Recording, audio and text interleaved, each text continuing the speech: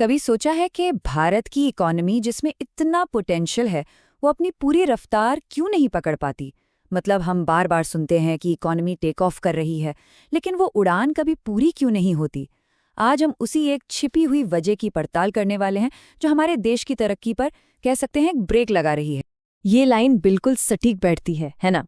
एक ऐसा देश, एक ऐसी इकोनॉमी जो उड़ने के लिए एकदम तैयार है, पर किसी न किसी वजह से आसमान में जाकर स्टेबल ही नहीं हो पाती। तो चलिए आज इसी को समझने की कोशिश करते हैं कि आखिर ऐसा हो क्यों रहा है। तो सबसे पहले समझते हैं कि ये अदृश्य रुकावट, ये जो हिडन प्रॉब्लम है, आखिर है क्या जो हमारी रफ्तार पर ब्रेक लगा रही है। इसे कहते हैं पॉलिसी पैरालाइसिस, हिंदी में कहें तो नीतिगत लकवा। अब इसका मतलब क्या है?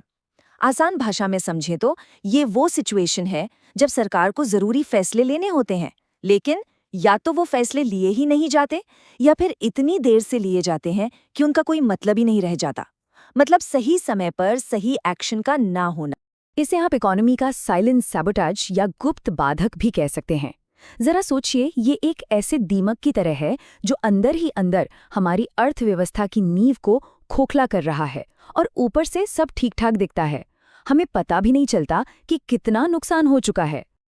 अच्छा, अब इस प्रॉब्लम को एक असली दुनिया के उदाहरण से समझते हैं, और इसके लिए हम बात करेंगे भारत के एक बहुत ही जरूरी सेक्टर की, टेलीकॉम सेक्टर की।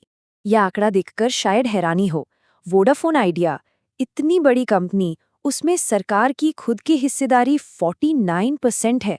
मतलब लगभग आधी कंपनी तो सरकार की ही है। सीधी सी बात है, अगर कंपनी को कुछ होता है तो सबसे बड़ा नुकसान सरकार का ही होगा। लेकिन इसके बावजूद हुआ क्या? जब सुप्रीम कोर्ट ने कंपनी को एक बहुत जरूरी फाइनेंशियल राहत देने का फैसला सुनाया, तो उस फैसले पर अमल करने में सरकार को 2 महीने से ज्यादा लग गए। 2 महीने। इससे क्या पता चलता है? यही कि सिचुएशन की गंभीरता को शायद समझा ही नहीं गया।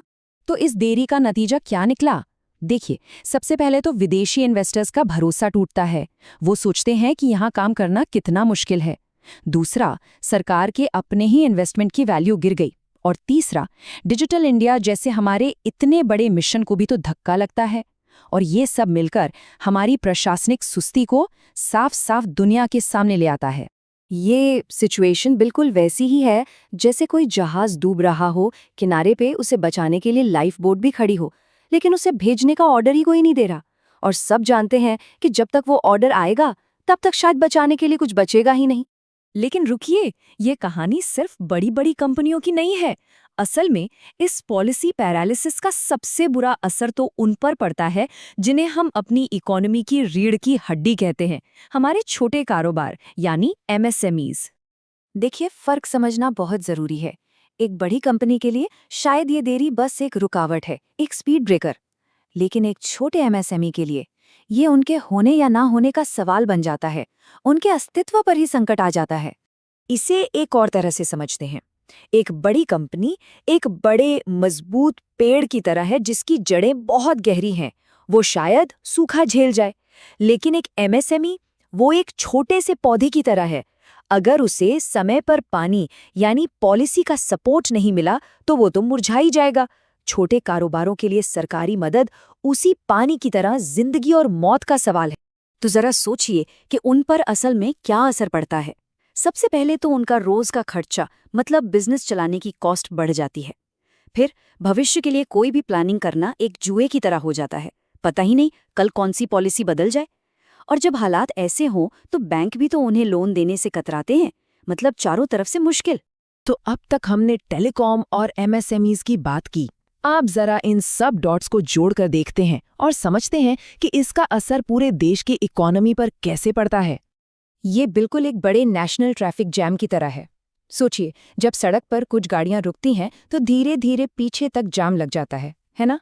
बिल्कुल वैसे ही जब अलग अलग सेक्टर्स में फैसले अटकते हैं तो पूरे देश की आर्थिक रफ्तार थम सी जाती है। पैसा यानी कैपिटल फंस जाता है और ग्रोथ रुक जाती है।